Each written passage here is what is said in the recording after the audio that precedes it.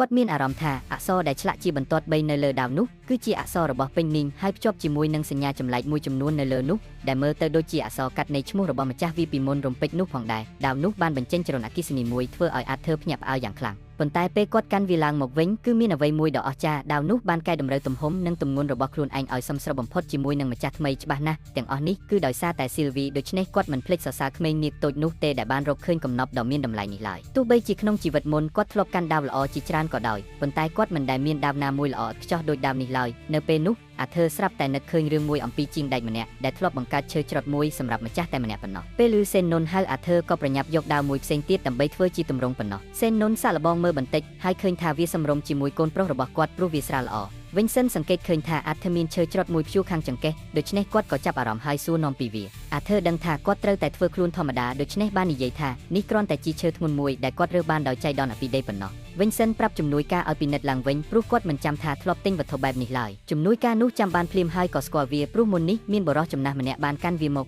ហើយស្រែកថាគ្មាននរណាម្នាក់សមស្របនឹងវាទេបន្ទាប់មកគាត់ក៏បោះវាចោលហើយដើរចេញទៅទោះបានឲ្យអ្នកជំនាញពិនិត្យជាច្រើនដងក៏ដោយមនុស្សទាំងអស់សុទ្ធតែនិយាយថាវាគ្រាន់តែជាឈើរឹងធម្មតាប៉ុណ្ណោះអាធើឃើញជំនួយការចង់យកឈើដ៏មានតម្លៃរបស់ខ្លួនទៅពិនិត្យម្ដងទៀតគាត់ក៏ធ្វើមុខគួរឲ្យស្រឡាញ់ដាក់វិញសិនក្មេងប្រុសនោះសំបីតែហៅគាត់ថាពូវិញសិនដោយចេតនាដូច្នេះចុងក្រោយក៏ទទួលបានវាដោយឥតគិតថ្លៃដោយគ្មានការសង្ស័យអ្វីឡើយក្នុងអំឡុងពេលនោះបន្ទាប់ពីអាធើបានរស់នៅយ៉ាងសុខសាន្តជាមួយគ្រួសារមករហូតដល់ថ្ងៃខួបកំណើតអាយុ9ឆ្នាំមនុស្សគ្រប់គ្នាបានរៀបចំពិធីជប់លៀងយ៉ាងសប្បាយរីករាយបន្ទាប់ពីញ៉ាំអាហាររួចក៏ដល់វគ្គផ្ដល់អំណោយអាលីសបានផ្ដល់ឲ្យអាថននៅវត្ថុវេទមន្តទម្រង់ស្រោមដៃមួយដែលមានសមត្ថភាពព្យាបាលរបួសដោយសារមានត្បូងវេទមន្តដែលភ្ជាប់មកជាមួយគ្រូសាវិនសិនក៏បានផ្ដល់ចិញ្ចៀនដ៏មានតម្លៃមួយគូផងដែរហើយសមត្ថភាពរបស់វាគឺប្រសិនបើថ្ងៃណាមួយអាធើអស់ម៉ាណាចិញ្ចៀននេះនឹងភ្លឺឡើងភ្លាមអំណោយពីប្រវេសសក់ក្រហមគឺជាក្រដាស់មួយដែលអាចកត់ត្រាសម្លេងឡើងវិញបានអាធើគ្រាន់តែបញ្ចូលម៉ាណាទៅវាហើយសរសេរសារមួយបន្ទាប់ពីម្ដាយទទួលបាននាងអាចឆ្លើយតបវិញបានត្រឹមតែម្ដងប៉ុណ្ណោះគាត់មានអារម្មណ៍រំភើបយ៉ាងខ្លាំងចំពោះអំណោយទាំងនេះព្រោះវាពិតជាអស្ចារ្យខ្លាំងណាស់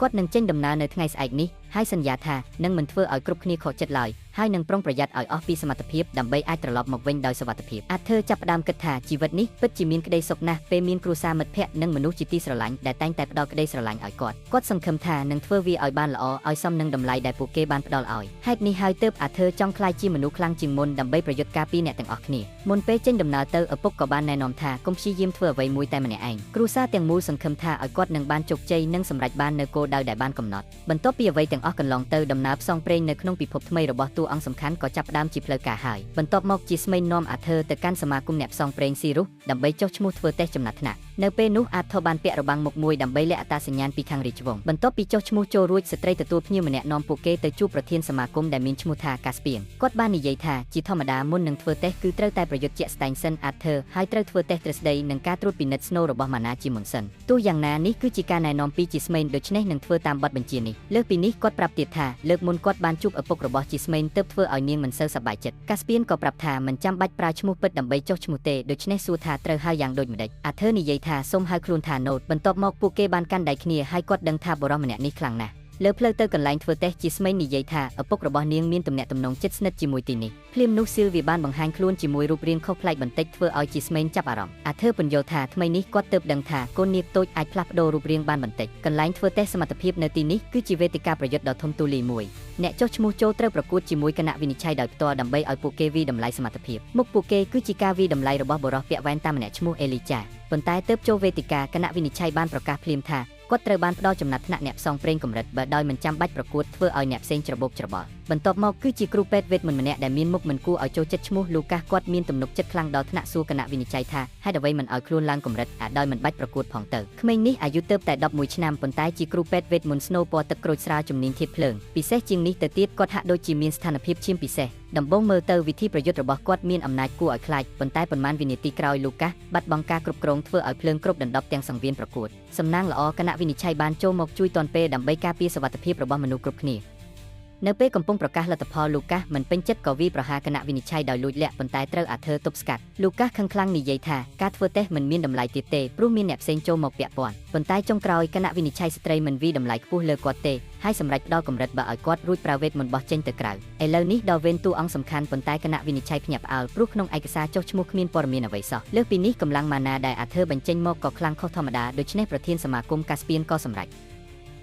លើសពីនេះទៅទៀតលំហូរនៃមន្តអាគមដែលអាធើបញ្ចេញមកគឺខ្លាំងខុសពីធម្មតាផងដែរដូច្នេះប្រធានសមាគមកាស្ពីនបានសម្រេចចិត្តទៅធ្វើជាអ្នកប្រកួតជាមួយអាធើដោយខ្លួនឯងសម្រាប់ករណីមួយនេះគាត់គឺជាអ្នកអភិជនមន្តអាគមកម្រិត2ហើយជាប្រធានសាខានៃសមាគមអ្នកផ្សងព្រេងធំបំផុតនៅសាប៊ីនបានធ្វើឲ្យអាធើមានអារម្មណ៍ថាមិនសមហេតុផលសោះការប្រកួតដំបូងក៏បានចាប់ផ្ដើមប៉ុន្តែស្ទូឌីយ៉ូមិនបង្ហាញឈុតប្រយុទ្ធទេបែរជាកាត់ទៅឈុតដែលអាធើទទួលបានប័ណ្ណអ្នកផ្សងព្រេងកម្រិត B តែម្ដង Jasmine of Osato ព្រោះឥឡូវនេះគាត់បានក្លាយជាអ្នកផ្សងព្រេងពិតប្រាកដហើយខណៈដែលអ្នកវិនិច្ឆ័យផ្សេងបង្ហាញការមិនពេញចិត្តចំពោះប្រធានសមាគមព្រោះថ្ងៃនេះមានយុវជនជាច្រើនត្រូវបានផ្ដល់ថ្នាក់ B កាស្ពីនរំលឹកពួកគេអំពីព្រឹត្តិការណ៍ដែលកើតឡើងកាលពី6ខែមុននៅសៃរុសនៅពេលនោះការប្រកួតដំបូងសម្រាប់យុវជន3ពូជសាសន៍ត្រូវបានរៀបចំហើយរាជាណាចក្រសាប៊ីនបានលុបចោលការហាមឃាត់អំពីអេលហ្វនិងមនុស្សទឿខ្លាយជាអ្នកផ្សងព្រេងជាផ្លូវការកាស្ពីនក៏បង្ហាញថាលូកាសគឺជាកូនកាត់ពាក់កណ្ដាលអេលហ្វទោះមិនដឹងប្រភពច្បាស់ក៏ដោយប៉ុន្តែមានសមាសភាពថាម្ដាយរបស់គេគឺជាទេសកល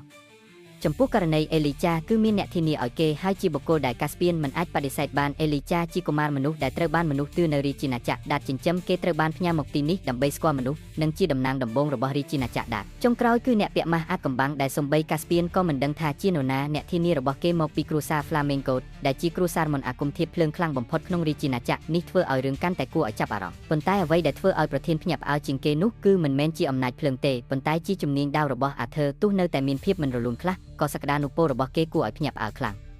បន្ទាប់ពីការប្រយុទ្ធអាធើស្ថិតក្នុងការគិតយូរគេដឹងថាខ្លួនបានពឹងផ្អែកលើអំណាចដែលបានទទួលពេកហើយមើលរំលងការហាត់ប្រាណយ៉ាងខិតខំដែលជាចំណុចខ្លាំងក្នុងជីវិតមុនក្រោយមកពួកគេបានជួបអេលីចានិងលូកាសដែលមានអាកប្បកិរិយាមកសម្រុំលើអាថលូកាសប្រមានថាកុំឲ្យអួតពេកទោះជានៅក្នុងថ្នាក់ដូចគ្នាក៏មានកម្រិតខុសគ្នាដែរ Jasmine ព្យាយាមបញ្ឈប់ការជែកប៉ុន្តែមនុស្សជុំវិញចាប់ផ្ដើមនិយាយគ្នាលូកាសបានចាក់ចេញហើយប្រមានថាគេមិនអនុញ្ញាតឲ្យគេត្រូវមើលងាយម្ដងទៀតឡើយពួកគេបន្តទៅតំបន់អ្នកផ្សងព្រេងកម្រិតទាបអាធើភ្ញាក់ផ្អើលដែលឃើញ Jasmine លឿនខ្លាំងថ្ងៃនេះគ្មានអ្វីទៅតាមគម្រោងសោះជាពិសេសពេលប្រយុទ្ធជាមួយប្រធានសំបីតែចលនារបស់គេក៏ដូចជាត្រូវបានអានចិត្តទុកជាមុនភ្លាមនោះពួកគេបានឮសំឡេងផ្ទុះធំមួយសត្វព្រៃដែលមើលទៅដូចជាជ្រូកព្រៃកំពុងតែវាយប្រហារមនុស្សដែលនៅទីនោះ Jasmine សម្រេចរត់គេចព្រោះវាមិនមែនជាសត្វដែលនៅក្នុងតំបន់នេះទេពួកគេឃើញរទេះសេះមួយហើយសន្និដ្ឋានថាសត្វនោះធ្លាប់ត្រូវចាប់ហើយតែវាគេចខ្លួនបានដោយសារតែគ្រោះថ្នាក់ខ្លាំង Jasmine ព្យាយាមទប់ជាមួយវាដើម្បីឲ្យអាធើរត់គេចទោះធ្វើឲ្យវារងរបួសបានក៏មិនគ្រប់គ្រាន់ដើម្បីសម្លាប់វាដែរបន្ទាប់មកអាធើបានជួយសង្គ្រោះនាងទាន់ពេលសត្វនោះបដូរគោលដៅទៅវាអ្នករងរបួសវិញអត្តសញ្ញាណពីជីវិតមុនរបស់អាធើបានប្រាប់ថាឲ្យរងចាំពេលសំស្របសិនគេឈរត្រៀមវាមិនផ្លាស់ទីពេលសត្វនោះវាមកគេប្រើដាវនិងអគ្គិសនីធាតុភ្លើងសម្លាប់វាភ្លាមបន្ទាប់ពីស្ថានភាពស្ងប់ Jasmine ខឹងបន្តិចព្រោះនាងចង់ឲ្យអាធើបង្ហាញការព្រួយបារម្ភខ្លាំងជាងនេះយប់នោះនាងប្រាប់ថាមូលហេតុដែលខ្លាចជាអ្នកផ្សងព្រេងគឺដើម្បីចេញឆ្ងាយពីគ្រួសាររបស់នាងគ្រួសារ Flamengo